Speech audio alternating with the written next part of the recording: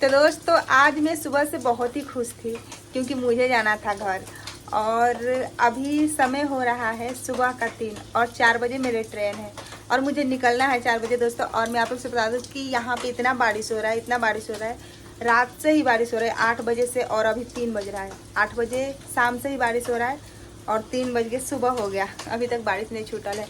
और हमको घर जाना है, 4 बजे मेरा ट्रेन है दोस्तों। पता नहीं पकड़ पाऊंगी कि नहीं, हमको तो नहीं लग रहा है क्योंकि अभी बारिश नहीं छूटल है, पूरा कस कस के हो रहा है। देखिए आप लोग से दिखाती हूँ, देखिए पूरा पानी पानी हुआ है। और यहाँ से मतलब 10 से 20 मिनट लगता है जंक्शन पे जाने तक ना जी, 20 मिनट लगता है।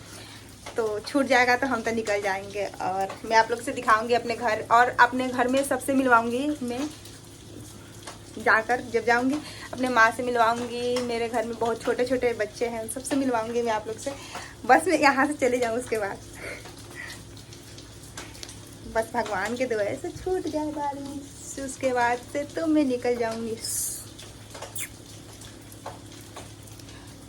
तो फाइनली मैं अपना सामान पैक कर ली हूँ। देखिए मैं आप लोग से दिखा देती हूँ, देखिए दोस्तों, देखिए ये मेरा ट्रॉली है, मैं इसको पैक कर चुकी हूँ और बस उठाऊंगी और निकल जाऊंगी।